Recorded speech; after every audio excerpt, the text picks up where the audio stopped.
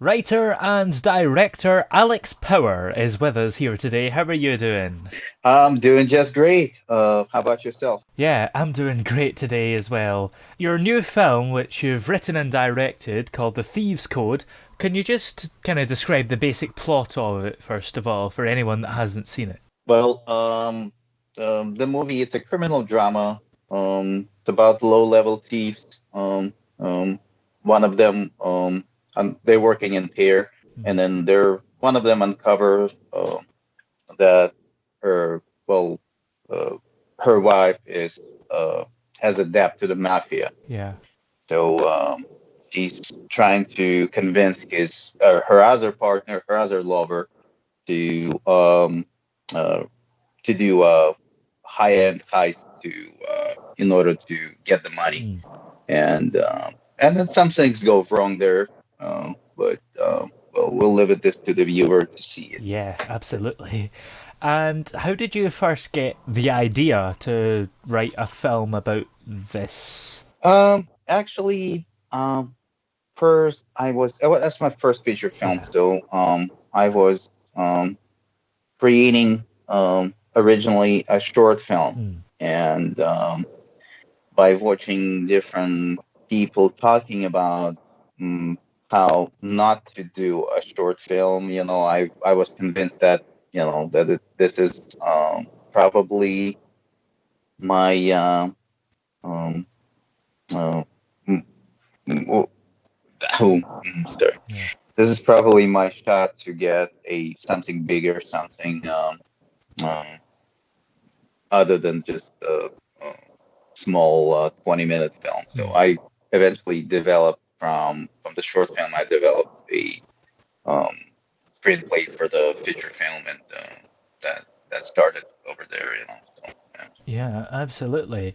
And throughout the film, there are various shots of graffiti as well, which I think is quite interesting. And I think the very first one I liked was Animal from the Muppets. You could see him. What was the sort of reason for the graffiti? What does that symbolize? I don't think it symbolized much. Hmm. People who from San Francisco, they would understand Yeah. this. Most of these graffitis, they're in Mission District in San Hmm. Francisco, and that place changed. It was once it was a bad neighborhood, and Yeah. then it kind of became okay neighborhood, and there's lots of different local politics involved with that, but the artists are keep doing their art there. Hmm. So um, I was just interested in showing that part of the town um, that is not really tourists familiar with. Very Yeah. few tourists go there. I mean, some people do, but usually they go to different places Hmm. like Fisherman Wharf, Yeah. other riding a cable car, things like that. But this is more of a niche for for tourists. So Yeah. I wanted to show it in my Hmm. movie to that San Francisco has other side, Yeah. other than just like mainstream stuff. Yeah, it's great to show the realistic portrayal of the city and what it's like for people that actually live there rather than what we see as tourists and outsiders. Sure, absolutely. Yeah. And I take it, did you manage to get this film finished before COVID halted the film production world? I actually, yeah, it was actually finished before COVID. Yeah. As we know, um,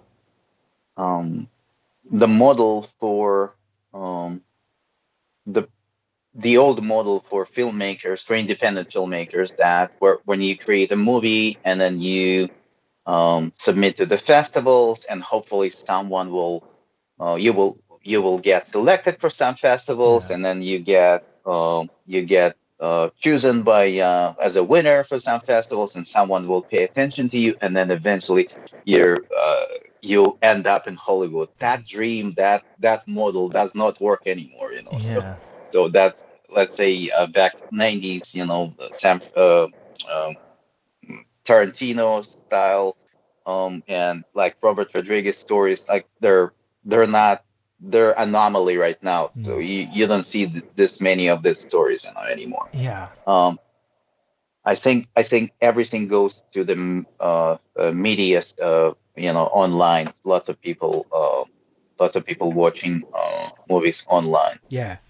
Absolutely, because this film is on Amazon Prime as well, in both the UK and the US, and probably other places, so it's very accessible. That's very important for for me as a Yeah. filmmaker to show this, to show my work Mm. to people, to the world. Yeah.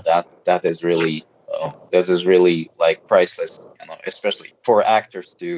When we got accepted by Amazon Mm. Prime, we were like very excited, especially actors. 'Cause Yeah.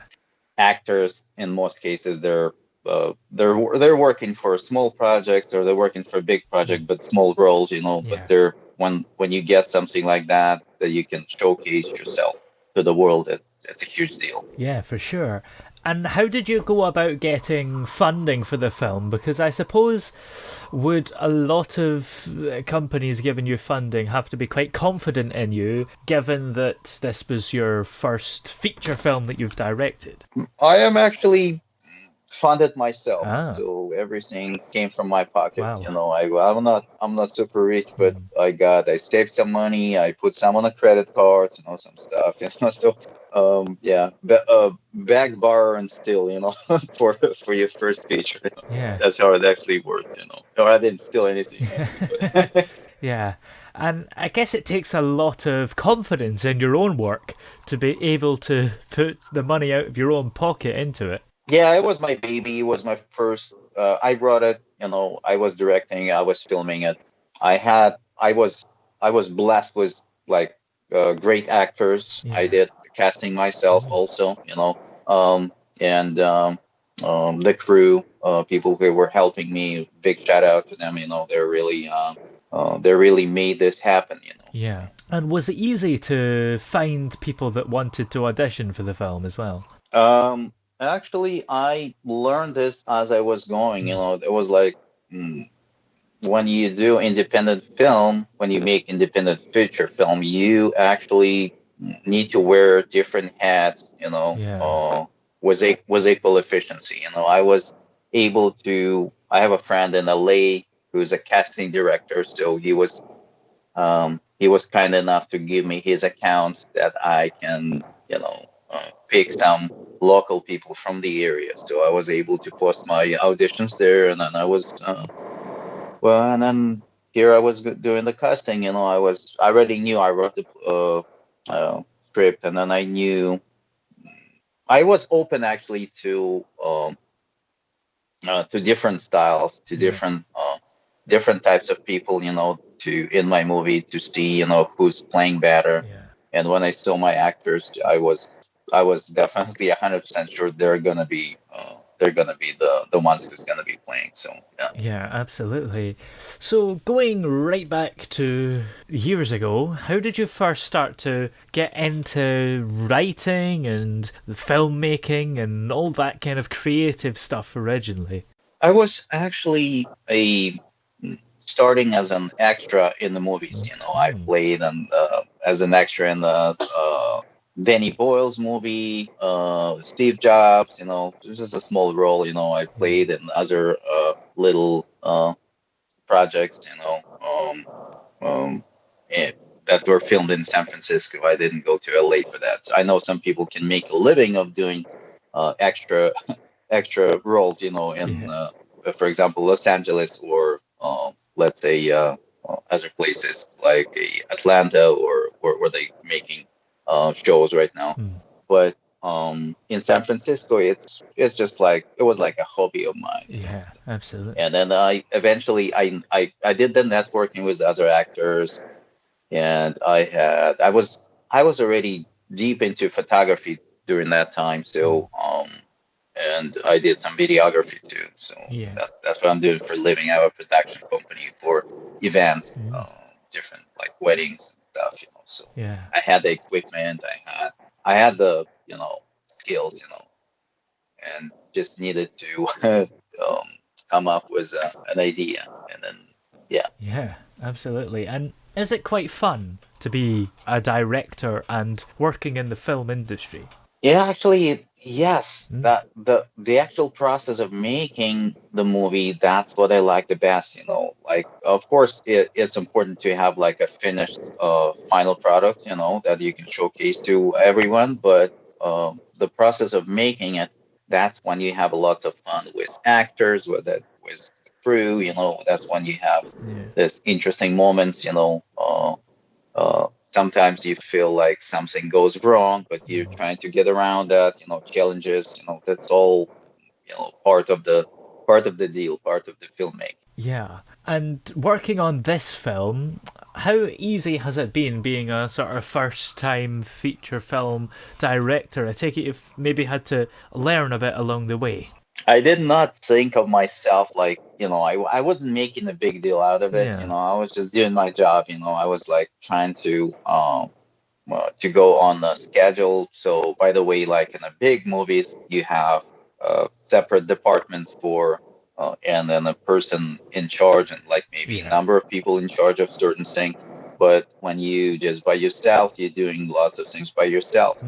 And I was just doing my job according to what I scheduled, what I planned for. But sometimes things went not as planned, Yeah. so I was forced to do something else, and then ended up like really well, you know, some in some cases. Yeah, absolutely.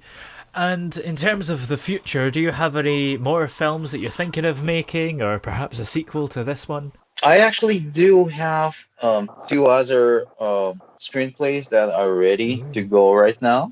And one of them I start working on a breakdown. You know, Yeah. before I was doing everything by hand, but there's there's a software right Yeah. now out there, and I found one, and then I can break down everything to that it makes life much easier to for filmmakers to do that, you know, Yeah. to be like a script supervisor. You can be your own script supervisor instead of like hiring someone, Yeah. you know.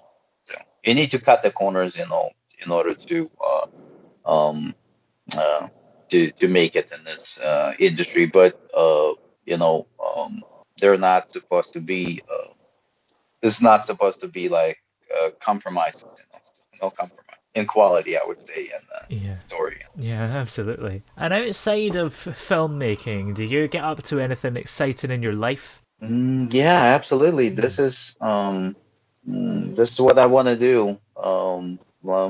It, it is challenging, you know. Yeah. I just like, uh, you know, when you, especially when you come out of your own pocket, when you invest money, and then you don't know if it's gonna if you're gonna make it, or if you're gonna like if it's gonna end somewhere or not.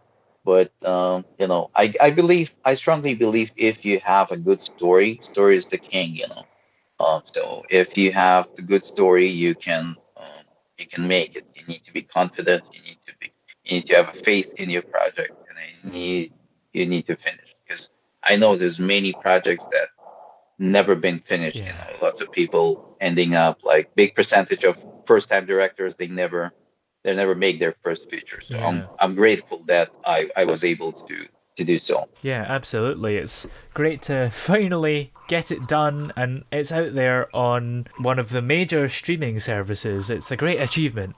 I believe so. Yes, Yeah. it definitely is. Yes. So, can you just sort of remind us exactly where we can find the film if we want to have a little watch of it? If you're in United States or UK, Yeah.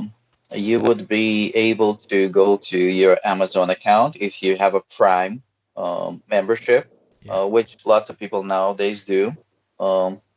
You just go to the Prime Video section, and or even on Amazon in the search bar, you just type in the Thieves Code, Yeah. and it will pop up a first result. As a first result, you know, you'll be able to watch it for free Yeah. if you have a Prime membership. If you don't, there are some renting options there, Yeah. but I'm pretty sure if people want to watch it, they'll be able to find a friend or family member who has the Prime membership and just watch it. Yeah, absolutely. It's all very accessible. There's no excuse not to watch it. True, true, true. Yeah. Yes. I mean, I would say, Toby, the movie is not for everybody. It's Yeah. not like a family friendly, I would say. It's a little more like, I would say it's PG-13. It haven't been rated though, but I would say it's not suitable for kids. For adults over 18 years old, I would say it's Yeah. just fine. Yeah. Yeah, I guess so. And a lot of young children, it wouldn't be their type of film anyway, regardless if it's suitable or not. Right, sure. Yeah. Well, thank you very much for joining us on the show today. It's been great to have you here. Thank you, Toby. It was a pleasure speaking with you as well.